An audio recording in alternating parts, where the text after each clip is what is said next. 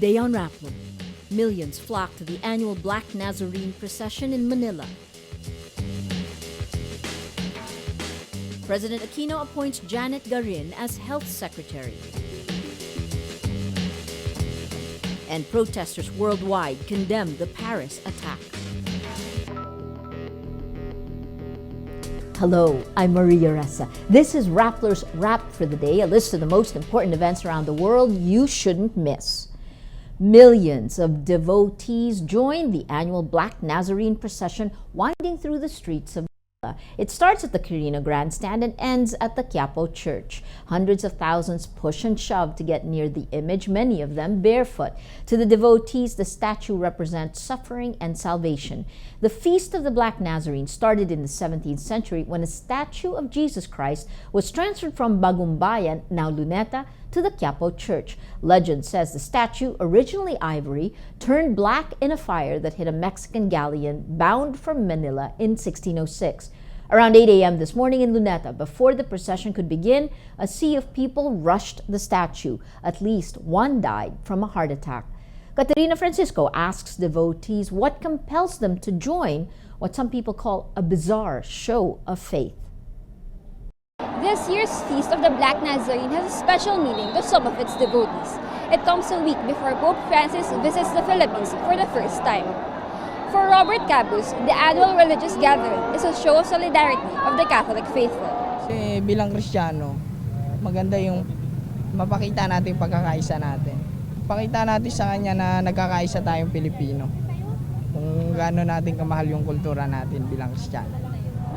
The devotees have their own reasons for braving the crowds. These girls say they're in it for the experience.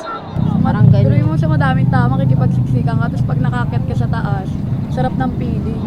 For 69-year-old Katerina Galang, it's the passing down of tradition. Sa ngayon, 69 na ako. Ito, siya mag-isa. Kaya pagpatuloy niya ang anak ko. Pag hindi ko na kaya, siya na mismo magpapatuloy. The reasons may vary, but one thing remains certain. These streets become a sea of yellow and scarlet in a massive show of faith for the revered ebony image. Katerina Francisco, Rappler, Manila. 6 days to go before the Pope arrives in the Philippines. Families of political prisoners and human rights victims appeal to Francis to intercede. Rights groups say there are nearly 500 political detainees in various penitentiaries in the Philippines. Pope John Paul II's first visit to the Philippines in 1981 helped push then-President Ferdinand Marcos to release political prisoners.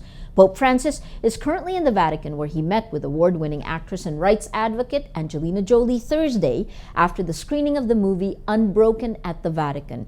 Unbroken is based on the true story of an Olympic athlete who survived a plane crash and post-traumatic stress disorder because of his faith. President Benigno Aquino announces Acting Health Secretary Janette Garin is the new head of the Department of Health. Garin will fill in the vacancy left by Enrique Ona in December last year. Ona resigned after a controversy involving allegedly overpriced vaccines. Aquino says he is, in his words, very satisfied with Secretary Garin. Thousands of people gathered in the streets again in France and around the world, including New York, Washington, and Canada.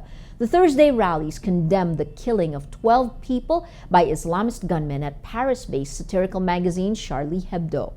Protesters carried placards bearing the words Je suis Charlie, which means I am Charlie, now a global cry for solidarity.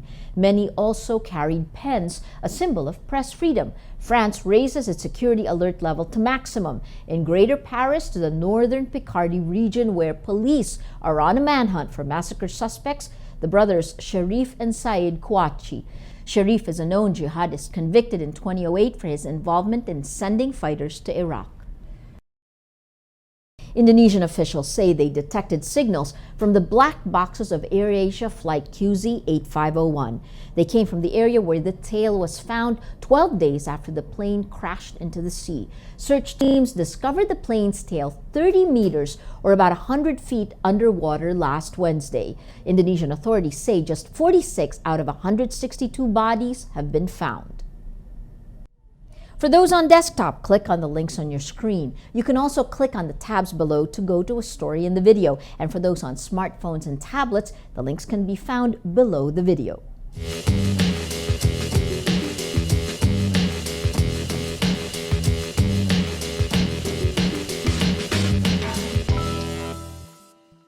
Every story on Rappler has a mood meter, which gives you 8 emotions to choose from. If we look at the mood navigator in the middle of the front page, today the story that's gotten the most number of votes in the last 24 hours is the same story that's been there for the last 4 days, a Filipino atheist's letter to Pope Francis. It's a blog by Rappler's Margie De Leon. You have 25% inspired and 55% annoyed. That purple bringing out the mood of the day.